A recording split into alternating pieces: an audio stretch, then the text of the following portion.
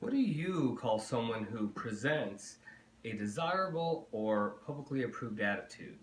For example, one whose private life, opinions, or statements are different from their public statements and their public actions. Better yet, what do you call someone who pretends to have virtues, moral, religious belief, or principles that he or she does not actually possess, especially a person whose actions differ from their stated beliefs or actions? Hello, I'm Carlos and welcome to Political Party Crashing.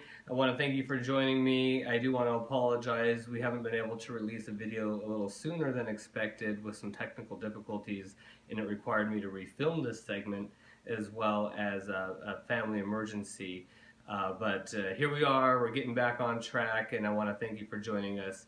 And in today's Calling the Kettle Black segment, and somewhat of a sensitive topic, I'm crashing your newsfeed to discuss the hypocrisy that is revealed when evangelicals support political policies that actually target those in need despite the Bible calling for mercy.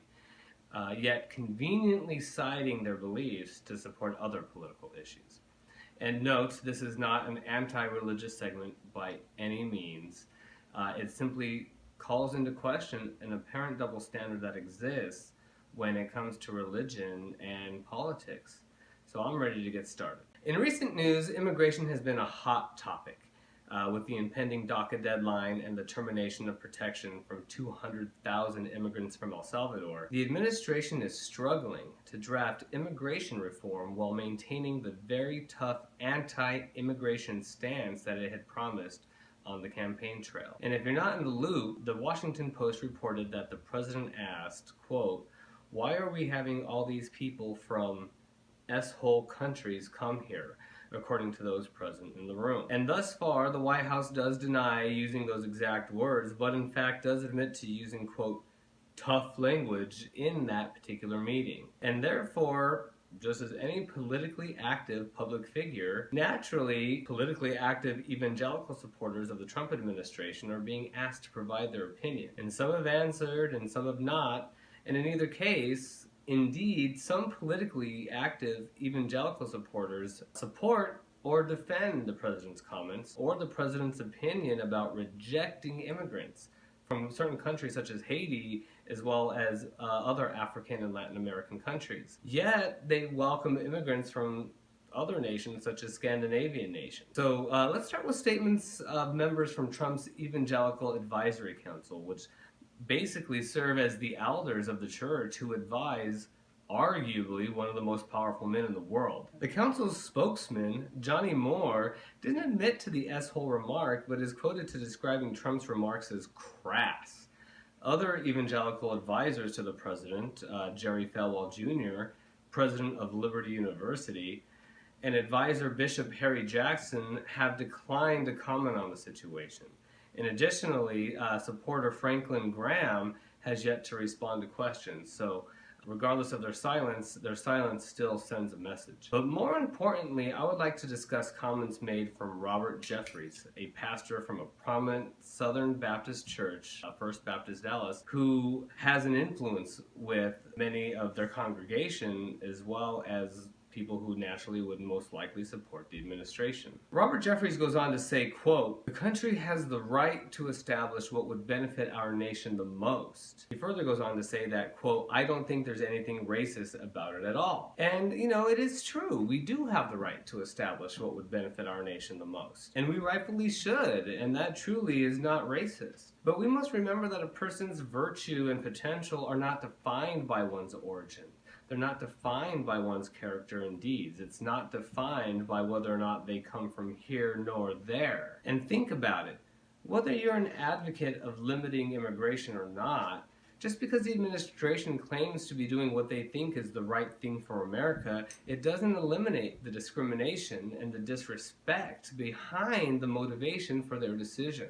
And so basically the issue here is not the debate about immigration reform, but perhaps Jeffrey's most interesting quote in defense of the president's alleged comments is, quote, "What a lot of people miss is America is not a church where everyone should be welcomed regardless of race and background," end quote. And Jeffrey goes on to say, quote, "I'm glad Trump understands the difference between church and country. I support his views 100%, even though as a pastor, I cannot use that language.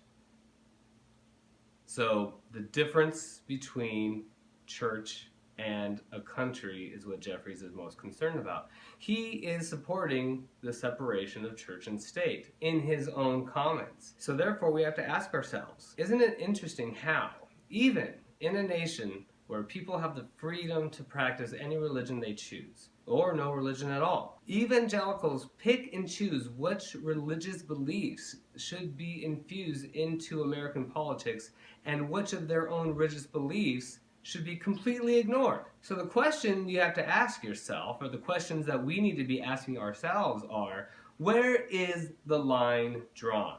How do you draw that line? How do you determine which of your religious beliefs need to be infused into American politics, and which ones of those religious beliefs that are so sacred but yet should be completely ignored? Where is that line drawn? What makes it okay for anyone to cite religious beliefs when trying to strip people of hate protection or discrimination protection, such as forbidding some to be protected by hate crimes or denying employment protections for people who have different beliefs, instead of leading by examples of love and mercy and understanding and grace? But yet, they aren't even concerned in the least. And in fact, they ignore more than 75 Bible verses that give guidance to evangelicals on how to treat refugees and immigrants and foreigners. Over 75 Bible verses. Do the research. And if you're wondering, there's a common theme about the guidance that's given to anybody, regardless if you're an evangelical or not, on how you respect immigrants. And let me give you a hint, it's all about respect. Respect is the common theme. Or how can someone take a pro-life stance yet ignore religious guidance on how to protect and treat the poor and the sick? So by those standards, essentially forcing the birth, yet ignoring the care and protections that actually help people protect their lives, especially during times of tribulation. And this may also come as a surprise to some, but just because one is poor doesn't mean they are lazy. I know I've been there where I've worked very hard and have possessed very little, and I think we all have been there where we have worked hard and possessed little. And many have multiple jobs and live paycheck to paycheck just for the basics, just to barely support their families. I know many people like that, many family members, many cousins. Yet, many of the evangelical base support and bring these people to power that try to limit the potential of us and the people who need help the most.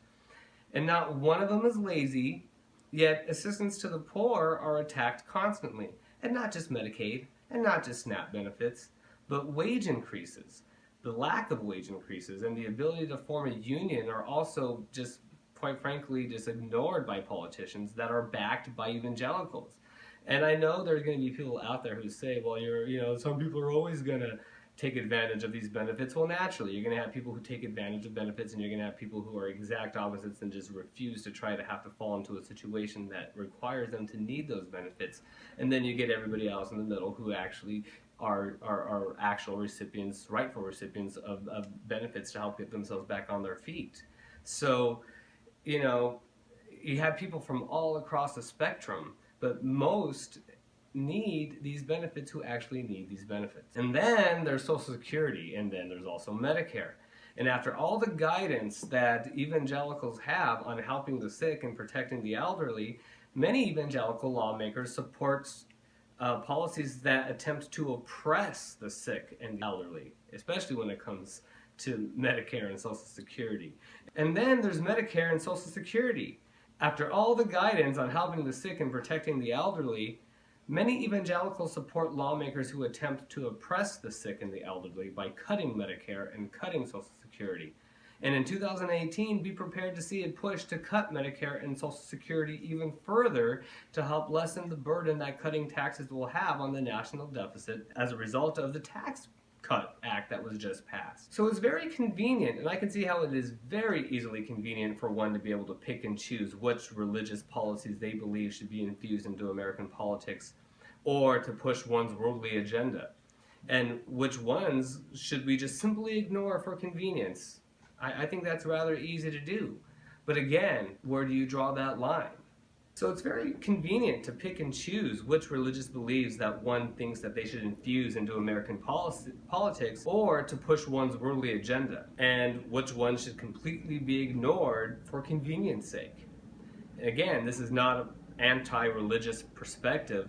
Rather, it's a perspective that points out the irony of how evangelicals have an agenda that mostly is in contrast to what, quote, their values claim to hold dear. So as you can see, religious beliefs, and not just those from Christianity, but they help provide wisdom and guidance on many topics. And therefore I ask again, for those who insist on infusing religion into politics, how do you forcibly use your religious beliefs to justify or support one policy and then completely ignoring your own religious beliefs in support of other policy matters? So back to the topic of immigration. Samuel Rodriguez, the president of the National Hispanic Christian Leadership Conference, calls the president's remarks at that immigration meeting, quote, a distraction from the real issues of the nation, especially on immigration. He is right, and Mr. Rodriguez offers a recommendation. Mr. Rodriguez recommends, quote, our immigration should be merit-based plus compassion-based, end quote. Immigration should be merit-based. So it doesn't matter where you come from. Again, it shouldn't matter where you come from.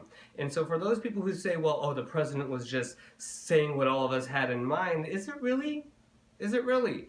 Is where you come from what defines you?